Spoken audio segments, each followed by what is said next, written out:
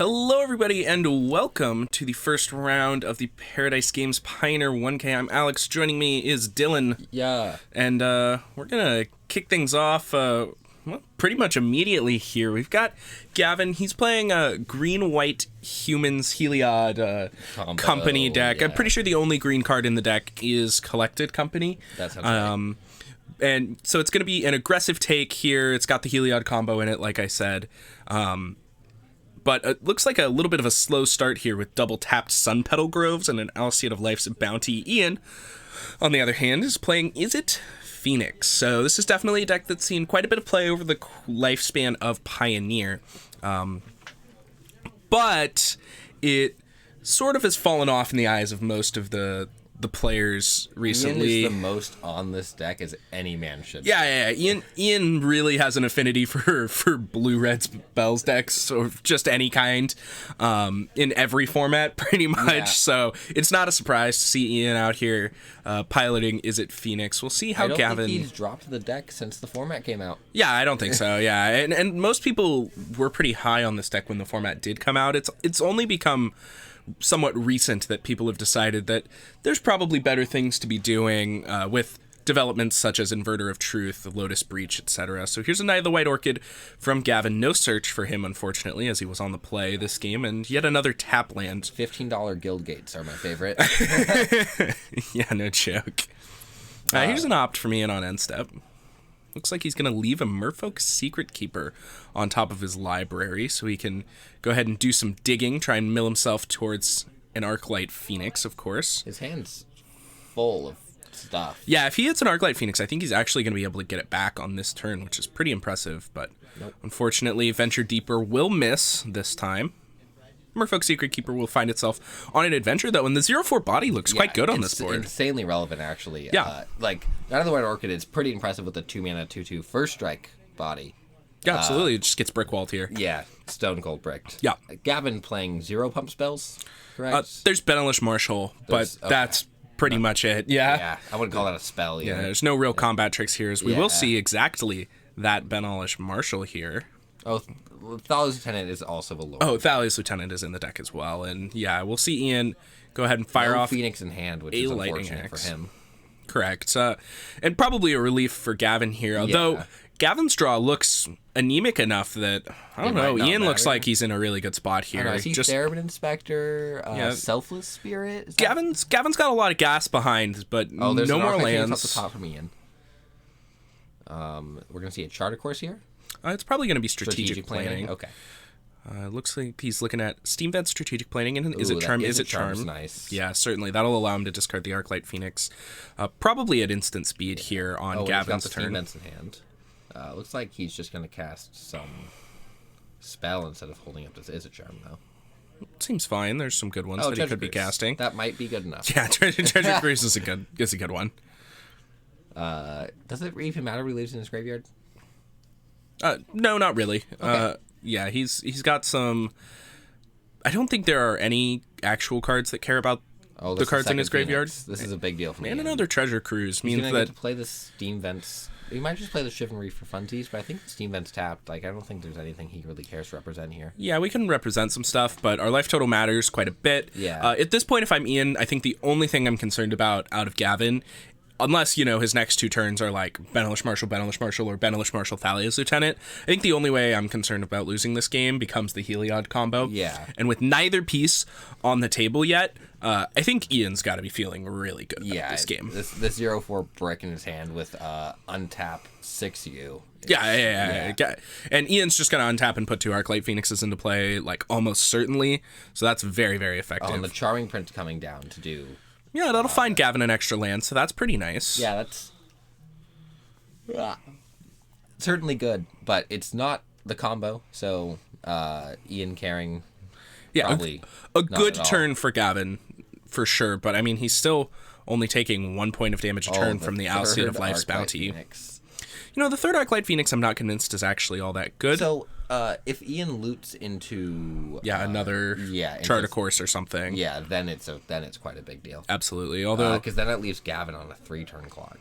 Yeah, very relevant. So, we'll see. Is it Charm here? There's the Charter Course. Oh, and a thing there. It's another 0/4 wall. Yeah, Ian's got to be feeling great. If he has another land here, which he does, he has the Shivan Reef at minimum. We're going to be putting 3 Arclight Phoenixes into play this turn, which is absolutely ludicrous, obviously. And I wouldn't be surprised if we saw Gavin just pick the cards up on the spot when this happens. Ian with 2 lands out the top there, which isn't exactly... kind of a miss, but he's got a Treasure Cruise and 3 Arclight Phoenixes coming into play.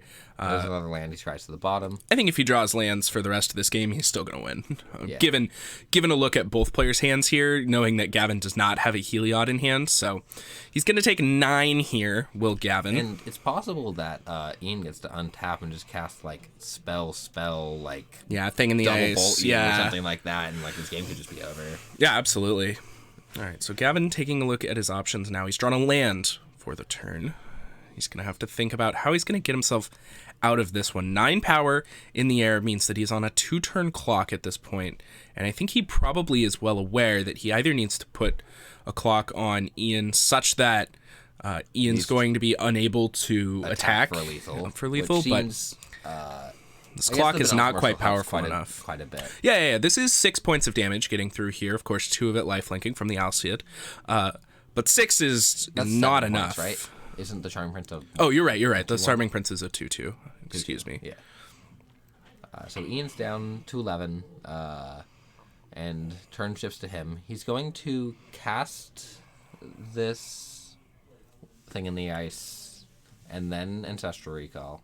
And, like, that's all neat. Yeah, it seems like a pretty powerful turn. I'd be shocked if we aren't attacking for 9 as well this turn. Yeah. There are some things... He's strategic planning before casting this cruise here. It makes a little bit of sense if you end up... His graveyard's already big enough. Yeah, if you end up... It just gives you a little bit of selection. I don't love the sequencing, but also if he finds like a removal spell or something when he's looking at those 3 cards, he has the ability to hold it up. Now he's going to have to think about how he wants to proceed. Well, he's got another Secret Keeper, so I think just mill 4, play another 0/4 body is exactly where he wants to. Yeah, I think I agree with that choice as well. The odds of Gavin killing him, I would say, are 0. Pretty close to 0. I mean, there's still the Heliod combo we need to worry about. But he can't execute that with no Heliod in play. Yeah, exactly. I mean, we need like an Idyllic Grange or something along those lines to be able to really get all the way there. Because you can play an X's 0 Walking Ballista with the Benelish Marshal in play. But so even if he has a land in hand or a Heliod and untaps and draws the other piece, he's still a mana off doing it. Yeah, and you can also hit them both off Collected Company. Ian attacks just for 6 here. This leaves Gavin at 10, which is not lethal from... I guess Ian plans to untap, cast 3 spells, flip his thing in the ice, get all of his Phoenixes back, which... Well, I mean, the Phoenixes will go back to hand, so he's going to need more ways to discard the Phoenixes. He's got 1 in hand, though. It's Chart a Course. This attack confuses me. But it's a little passive for my taste with 3 0/4 walls in play. When Gavin has 4 bodies. Yeah, and it seems a little obvious to me that your opponent isn't very close to the combo. I think you would have seen one of the pieces very likely if he had it, because Gavin's probably feeling the pressure as well this game. Though it is worth noting that this Alseid of Life's Bounty is doing quite a bit of work just sitting out here, and it has lifelink, so it looks like Ian's just going to go ahead and trade with this Benelish Marshal with the Arclight Phoenix. This does end up being a pretty attractive block. Looks like it doesn't super matter with this. Oh, it doesn't even want to... Okay. Hello, Big Uggs. How's it going for you? Sad that you couldn't make it, but glad you're here. Here is that Collected Company from Gavin we talked about a little bit. He's going to look at the top 6, see if he finds any hits. Obviously, he's looking for another copy of Benelish Marshal or Thalia's Lieutenant. Those are the best ones here for Gavin to find so that he can save his Benelish Marshal from this block. Looks like he's found an Anafenza, and I didn't get a look at the other one. Yeah, the hand's kind of hard to look at the moment. It looks like he slammed 2 off the top. It doesn't look great. I think that's so there's an Anafenza, and... Is that a Tomic? That might be a Tomic. The flying body's insanely relevant. Yeah, it's a flying body. That's pretty good. Unfortunately, it's not going to be a 3/4 because the Benelish Marshal will be dying in combat here. Yes, it is in fact Anafenza and Tomic here. He is playing Thalia's Lieutenant. I believe that Gavin got this list from a friend, though I don't really know any more details than that, so I assume it is very similar to the Phoenix PTQ list. It's green-white, it's got the Heliod Walking Ballista combo, and it is playing, excuse me, oh, that was your 75? Okay, well, yeah, it's going to be pretty close to that, I think. So you're probably more familiar with the archetype than we are, so feel free to let us know what you see going on. It looks like here we've got an Anafenza trigger, so he's going to bolster onto the Alcid. Of course, that is the only legal target. And then 3 points of lifelink will get through. That's a pretty relevant 3 points of lifelink.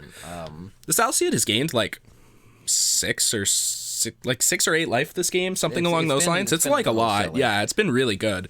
The lifelink definitely mattering when your opponent puts 3 Arclight Phoenixes into play. So, all right, Ian drawing another land. Another land is not what he wanted to see. I think he's going to start this turn with a Treasure Cruise here. This makes the most sense to me. So 1 Phoenix being in the graveyard is actually a really big deal. Actually, an upgrade, for sure. As Ian's very likely to end up with lethal at the end of this turn. He's also got this Ox of Agonis in his graveyard. That seems sick. Yeah, he's probably not going to have the ability... is that land? Oh, no. Brazen Borrower. Yeah. Okay. So Brazen Borrower's at least is a spell, which he did need to hit here. So now we've got... So we want the Chart of Course to be the card that flips the thing in the ice. So I think I want to cast Chart of Course right now, and then the Arclight Phoenixes will return to your hand afterwards. So then we'll be able to discard one of the Arclight Phoenixes, and that is just a lethal attack right there. Yep. All right. So, sounds like a good line to me. Wait, we do need to cast one more spell, but yeah. You know, that will be 13 points of damage here. So Thing in the Ice will flip all creatures, return to their owner's hands. Should he have cast Brazen Borrower's the Brazen Borrower Petty Theft first to make sure he has the extra spell? Oh no, it's fine. He picks up the Merfolk Secret Keepers. Yeah. It could have been, but picking up the Merfolk Secret Keeper is plenty good. Oh, does that thing have haste? No. And also, we haven't cast 3 spells this turn, correct? It's only been Treasure Cruise and Chart of Course. Chart of Course. Okay. He decides this is a bad Yeah. Thinks back that one. There we go. Yeah. Mill me for 4. 1, 2, 3, and 4, and now we've got a lethal attack. No ifs, ands, or buts about it. So. Okay. Oh yeah, mega lethal attack. As a matter of fact, 3 Phoenixes coming back here, and that will be plenty lethal here to take down Gavin in game number 1. So what does that Ox say again? Ox of Agonis. So oh boy, that's a good one. 2 mana, escape 8. Yeah, discard your hand, draw 3, and it's a 4/2 that escapes with a +1/+1 counter on it. Okay, yeah, cool. so I knew every word on it. You did. You didn't know the the front half of it, but that's because nobody cares. Nobody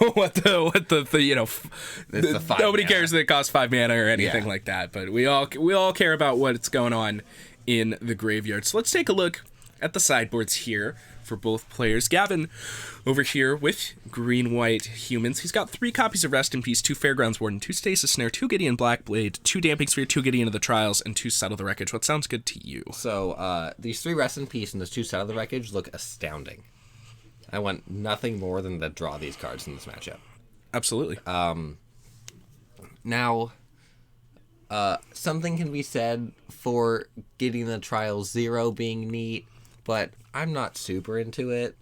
I don't actually love the Gideon of the Trials 0 mode, but I actually am relatively into just the bodies that Gideon Blackblade or Gideon of the Trials can bring along with them. That's fair. They do get hit by Brazen Borrower's Petty Theft, obviously, and that's pretty bad. But as far as 3-mana threats go, I think they're actually relatively good.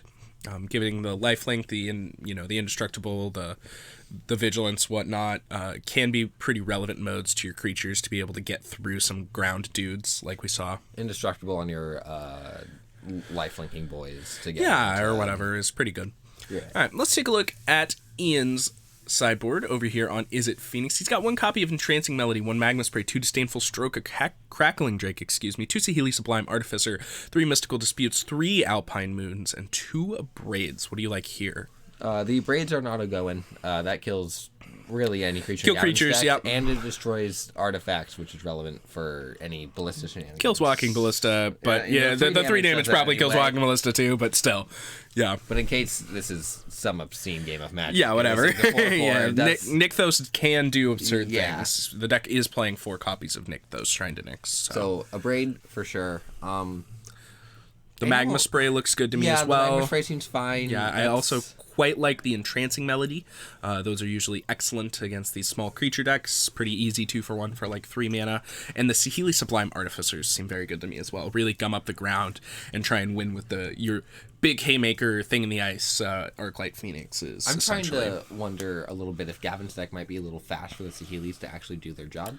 Because, like, you're right that 3 mana 5 loyalty is, like, pretty fair, but Gavin's going to be on the play this matchup. That's pretty reasonable.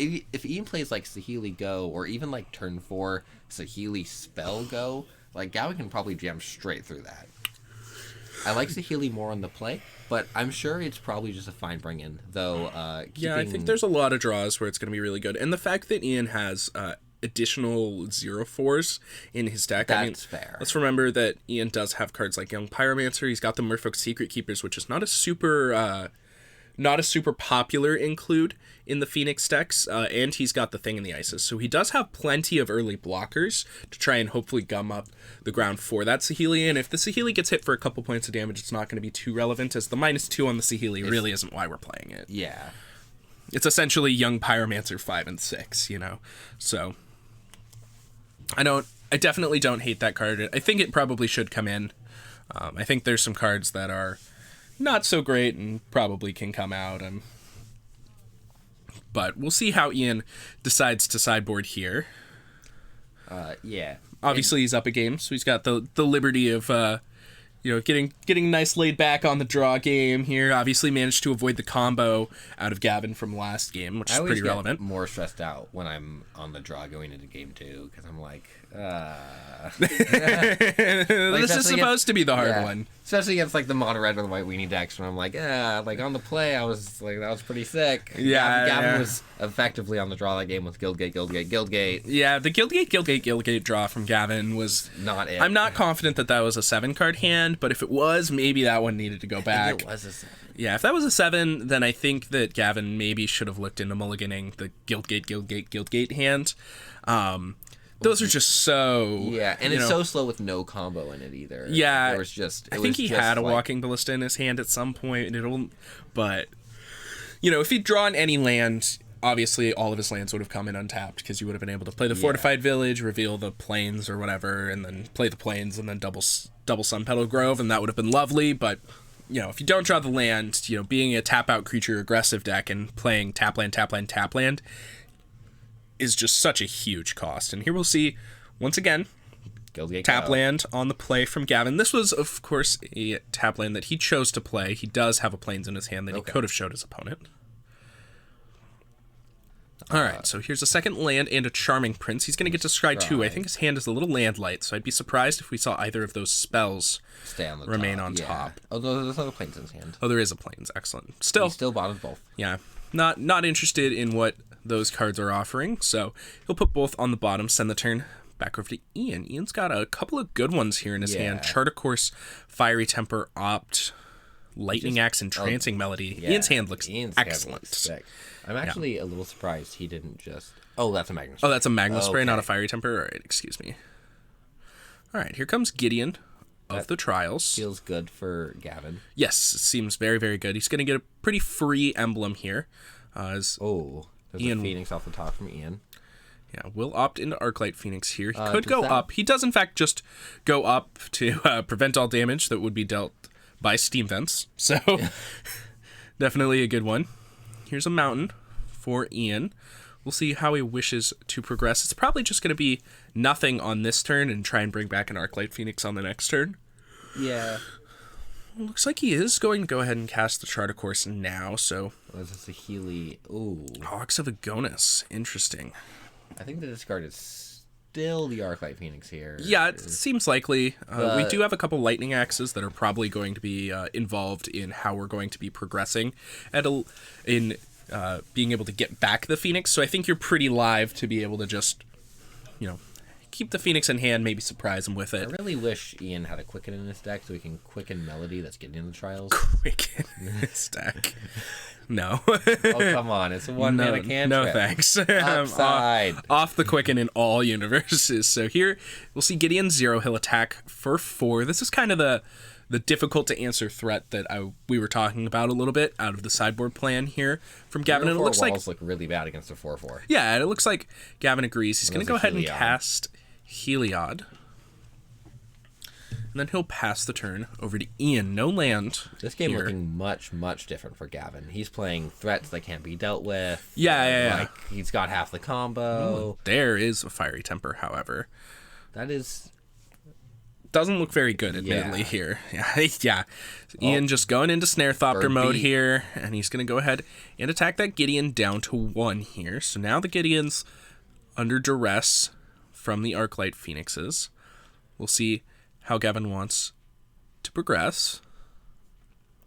Looks like he's going to start with a Knight of the White Orchid. He'll get himself a land and put it into play.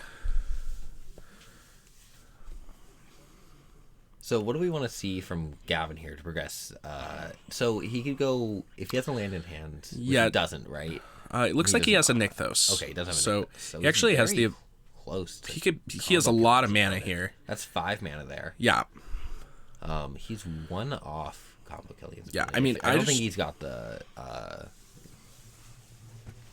Oh, wow, and Heliod's turned on, too. Yeah, and Heliod's very... This is disgusting. That's a lot of damage. So if we cast like a Benelish Marshal here, it's very, very good. He's got a Collected Company in his hand, which he can't cast with the 5 white mana. Though he will be able to Fairgrounds Warden in Arclight Phoenix. It looks like Gavin brought in the Fairgrounds Wardens out of the sideboard, and I'm not crazy about this. I mean, your opponent's going to be so heavy on removal that 3 mana 1/3s, while they might seem necessary to deal with cards like Thing in the Ice, still seem really rough to me. Yeah. Chivalry felt offering, which probably was one of the better draws in the deck. I think he needed a land here to get something done. Yeah, he also was able to give lifelink to the Gideon of the Trials there, and then put a +1/+1 counter on the Fairgrounds Warden. So he actually gets it out of range of the Fiery Temper, but it's still going to be in Lava Axe range. So Lava Axe plus Fiery Temper here at instant speed is going to be Ian's plan, and it's going to be very good. I'm not sure why he's... So... What was wrong right there with main phasing the axe, discarding the temper, getting back your Snare Thopter, killing the Gideon? You don't want to die to Walking Ballista. That's fair. Yeah. But if you did this, you wouldn't have... It's a little greedy because you are going to allow your opponent to probably main 2 a Walking Ballista here anyway, because you're going to do it before combat. So as long as your opponent doesn't try and pre-combat kill you with a Walking Ballista here. That's why I didn't really like the line. I'm pretty much dead if he has it. Let's get the most value out of this play while I can. Yeah, so it looks like Gavin's going to think about this here. He's got the Fiery Temper pointed at the Gideon of the Trials, and he's got the Lightning Axe pointed at the Fairgrounds Warden. Gavin has a Collected Company in his hand. Yeah, this is another reason, like, Gavin casting Coco, and if he hits, like double Lord and keeps that Fairground Warden alive, you're in a terrible spot. Yeah, but if he... I mean, I suppose that now... Yeah, now is probably a good time to do this. And obviously, Gavin can go ahead and add mana here. I assume that this is in the beginning of combat here. I don't know about that, because this... the Gideon zeros? This has to be in response to the Gideon becoming a creature, right? That seems likely. Yeah. That seems likely. Yeah, it looks like that is... in fact, when this is happening. Yeah, Gavin will go ahead and fire off the Collected Company here. Now he gets to keep all this white mana, too. So he's got some extra white mana he's going to be floating. So he's got 3 mana floating here. He did find 1 copy of Benelish Marshal. But if he didn't find 2 Lords, then the Fairgrounds Warden will still die. Looks like he found an Anafenza and a Benelish Marshal. There's a Thraben Inspector hiding out in the back there if he's feeling a little low on cards. Oh, I think this is... Is this just, like, the game's over? Well, Fairgrounds Warden is not a human, I don't believe. No, but if he hits a Marshal here, he gets to, Gavin gets to play a Ballista from either this or his hand. Oh, yeah, there's double Lord. Oh, there's a Thalia's Tenant. Oh, it's not a human, though. It's not a human, yeah. Okay, got it. So, both creatures enter. This is, however, a very huge board that Gavin is assembling. So the Heliod is still going to be on. The Heliod's still going to get to attack for actually 6 this turn because that's okay. of the We've got Benevolent blockers. Marshal. Yeah, we've got blockers now, but still a relatively good turn here from Ian as the Saheeli manages to deploy 2 blockers in and of itself. This Entrancing Melody can take this Heliod. Yeah, to that's tap, right. That's a big deal. That's quite good, and in fact probably going to be what happens. And here we see Gavin go ahead and lifelink up the Knight of the White Orchid. And it looks like everything's going at Saheeli. So this is actually non-surprising. pretty nice for Ian. He just gets to let Saheeli tank this 3 Knight of the Orchid. Okay. I'm into just the Saheeli going to 2 here. I don't think you care. I think that 1/1's more important for your life total, not your Saheeli. But this is just me. I think it's pretty marginal, but looks like we are at 7. Yeah, Gavin will just take Ian will just take the double chump line, leave the Saheeli at 5 points of loyalty. Here's Arclight Phoenix off the top. That one looks suboptimal to be sure. Unfortunately, we'd have to tap out for Entrancing Melody on the Heliod or the Banalish Marshal, both of which seem attractive. If we had 1 extra mana, we'd be able to Lightning Axe something as well, but that seems kind of medium. Yeah, like an unlikely outcome here is I think Entrancing Melody is going to have to be our turn. Though knowing our opponent didn't go for the combo last turn means the 1 card in his hand cannot be Ballista, but we're not willing to risk we've got 7 copies of Ballista in our deck between the 3 more Cocos and the Ballista. At this point, I don't think Ian can play around the Ballista. Yeah, he's too far behind. It's definitely going to be something that runs into your head here. But I think as Ian, you have to know that you can't beat the board. So you have to try and beat the board. Hope that your opponent's got really nothing going on. And if they have Ballista, you're just going to die to it. Accept that. I think that's where Ian's going to end up here. And he's going to go ahead and Melody. I really like this play. So, I like this play as well here. Gavin's hand is most likely second Heliod or another land. Because he had so much floating mana last turn. And didn't do anything with it, and this turns his Heliod off of being a creature. Yeah, absolutely. So if his hand is either second Heliod or a land plus another blank on top here, then you're going to end up in a pretty good position. Time walked here. There's nothing you can do. It's better than Time Walk, right? It's way better. Yeah, way better. Yeah. And this Banalish Marshal is a 4/4, which is a huge deal for that 3/3 first strike. Also turns the Arclight Phoenix into a 4-power flyer and makes these Saheeli tokens much more relevant. Land. Gavin, blank. Oof. Blank and blank means that Ian might actually find a way back into this game. He is still going to need the top of his deck to be pretty hot, though. Yeah, but I think true, but that right now, Gavin has no attacks. In his graveyard. Oh, the Ox in the graveyard is very relevant. I forgot about that. Oh my god. And an Arclight Phoenix. Graveyard seems great. Oh, yeah. How many cards are in his graveyard? Is that exactly 8, including the Ox? Including the Ox? 1, 2, 3. No, it looks like 7.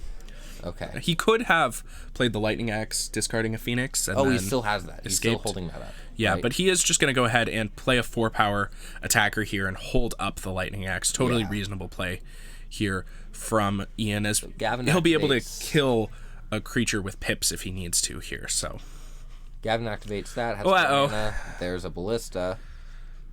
I think the Lightning Axe isn't going to be enough to save him here. I think it is. He's gonna Lightning Axe, and then Gavin can just respond. That's true, he's 'cause dead. No, so he goes, give it lifelink. And then Ian responds with Lightning Axe, and then he gives it lifelink. No, because now he shoots off a counter and responds to the shooting off a counter by. Oh, you're right. You're right. Yeah. You're right. So he has to time it. It needed to be correctly. 1 bigger. Yeah. So with the trigger on the stack here to give the Heliod to give it the 1/1 counter, Ian goes ahead and Lightning Axes the Ballista, and that is going to be good enough here. Yeah. So Gavin maybe made a mistake here. If he would have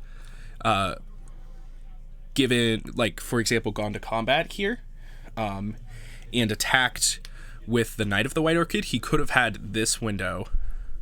Well, I suppose that's not true either, because then you can respond to the lifelink. So, I don't think it matters. Yeah, actually, Ian just needed to make sure to sequence it correctly. Gavin realizes that he doesn't actually have another option here, so he's just going to give it lifelink and then shoot you for one. So Ian's down to 5. And then he gains the life, so he does get to put a 1/1 counter on another creature. Yeah, so now the Side of the White Orchid will be a 4/4. I think he might have missed the trigger there. I think he did too. Yeah. It's a little unfortunate. Ian with a land. So he's going to play the land and then escape the Ox. Not sure why he played the land first. It comes untapped. I don't think there's really reason to. No, we discard our hand, so I mean... Yeah, but if we rip, like... It's kind of a free land. Untapped land, like, double castable, it, like, might matter to bring this Phoenix back. I'd play the land. I think it's pretty close. It's marginal, but I think I'd play the land. All right, looks like... Is it... See, this is exactly what I'm talking about. That doesn't come in untapped either, though. It doesn't, but we get to... but we could look for it. Yeah, is it Charm Loot for untapped land, cast a Braid, get back our Phoenix? Lethal, question mark? Or we... Certainly not. Our opponent's at 26. That's fair. But we get to attack. Our board's big. Yeah. So I think that Ian's best play here is just going to be hold up a Braid here and try and keep that Heliod from being online. But it looks like he's just going to Braid now. Yeah. Our opponent won't have it off the top twice, I guess, is about Ian's consensus here. Yeah, and this is pretty reasonable. He's probably still assuming that Gavin's hand is blanks, and now I think we're going to see him get real aggressive here. Indeed, we are. This is a huge attack. Remember, these are 4 power flyers. He's leaving Gavin, like, he's telling Gavin, if you have it twice in a row, you have me, but if you don't have it this coming turn, you're dead. Yep. And I respect this line. He's also up a game, so losing, if, like, Gavin, like, rips hot twice in a row and catches this one, Ian will be on the play for the third one. And having seen what Gavin's brought in, he might get the board a little bit differently. And Absolutely. A little bit better in the favor. So this is an attack for 16 points of damage here. And that'll put Gavin all the way down to 10. And he's got plenty of blockers here. There's no way he's going to die. Yeah. The only way he's going to die is if a Walking Ballista is the top card of Gavin's library. And it's not. It's not. Means that I think that that's going to leave Ian taking a pretty tight second game here. He was very far behind this game, so I think very well played there from Ian. Well navigated from a losing situation, and we talked a little bit about how far behind he was and how he needed to really play to the board. The Entrancing Melody play was very good. Yeah, the Entrancing Melody absolutely won Ian that match. So congratulations to him.